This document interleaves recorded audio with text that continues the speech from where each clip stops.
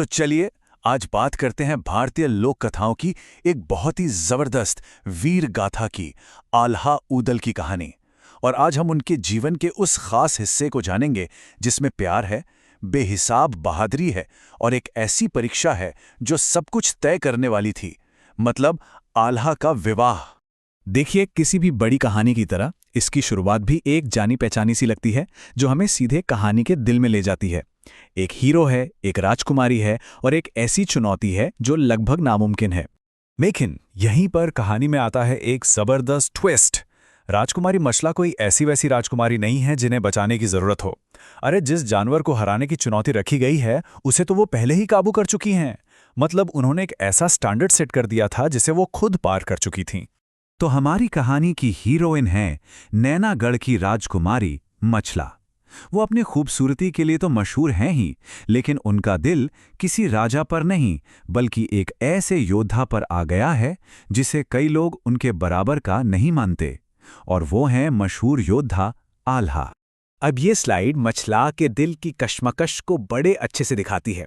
एक तरफ तो वो आल्हा से प्यार करती हैं, पर दूसरी तरफ उस जमाने के समाज के कड़े नियम उन्हें परेशान कर रहे हैं। क्या एक राजकुमारी महज एक सामंत से शादी कर सकती है?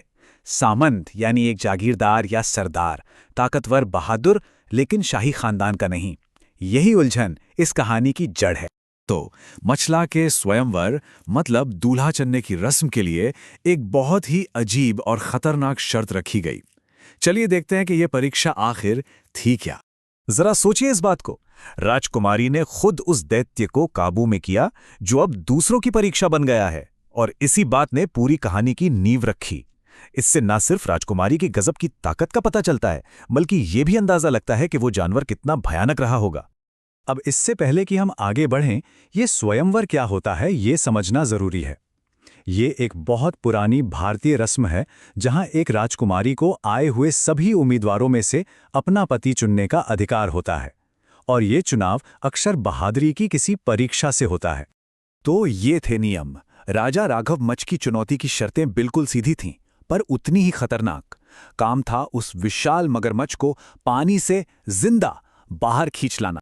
शर्त तो रख दी गई, अब देखना यह था कि उस जमाने के बड़े बड़े राजा महाराजा इस नामुमकिन से काम को कैसे पूरा करते हैं। और ये कोई छोटी मोटी सभा नहीं थी। पूरे देश से 52, जी हां 52 सबसे ताकतवर राजा और सरदार मुकाबला करने आए थे, जो बताता है कि ये स्वयंवर कितना बड़ा मौका था। हर कोई अपनी किस्मत आजमाना चाहता था। और नतीजा पूरी तरह से फेल। जो कायर थे जैसे माहिल, वो तो मगरमच्छ की दहाड़ सुनकर ही भाग गए, और बूंदा जैसे माने हुए योद्धा भी बुरी तरह हार गए। एक के बाद एक सबने घुटने टेक दिए। और ठीक इसी वक्त कहानी में जो समाज का तनाव है वो खुलकर सामने आता है। जब ढांधू नाम का एक ताकतवर योद्धा आगे आता है तो राजकुमारी उसे उसके छोटे कुल का ताना देकर सबके सामने जलील कर देती हैं और उसे पीछे हटना पड़ता है। प्यार और समाज के ऊंच नीच का ये टकराव यहां साफ दिखता है। और फिर राजकुमारी का एक सीक्रेट मैसेज मिलने के बाद एंट्री होती है हमारे हीरो आल्हा की। वो चुनौती का सामना करने के लिए आगे बढ़ते हैं और सबकी नजरें बस उन्हीं पे टिक जाती हैं। ये पल सच में दिल दहला देने वाला है। आल्हा अपनी पूरी ताकत लगा देते हैं, पर वो दैत्य उन पर हावी हो जाता है और उन्हें अपने जबड़ों में फंसा लेता है।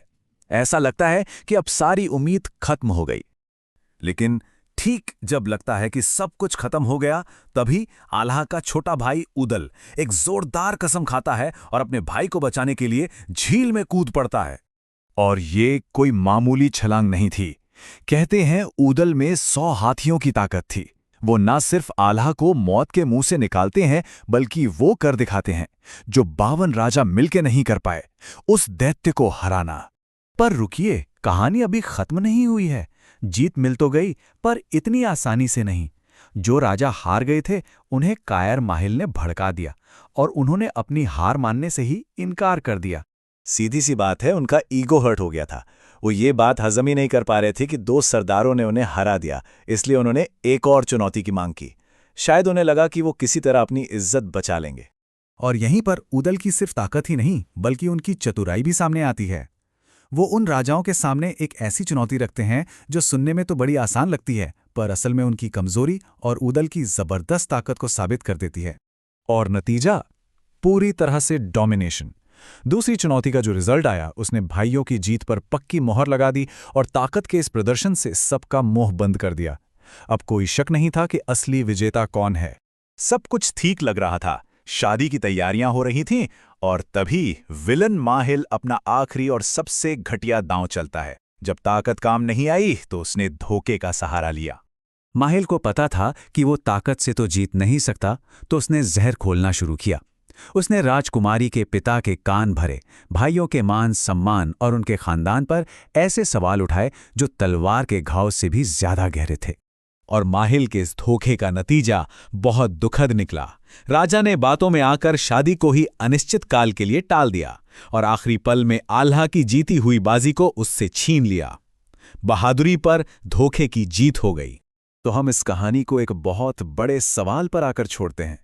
एक नामुमकिन चुनौती जीती गई, 52 राजाओं को हराया गया, पर आखिर में एक झूठ ने सब कुछ बिगाड़ दिया। विश्वासघात के इस आखिरी दांव का क्या अंजाम होगा और इस महागाथा में आगे क्या हो सकता है? ये वो सवाल हैं जो इस कहानी को हमेशा के लिए यादगार बना देता है।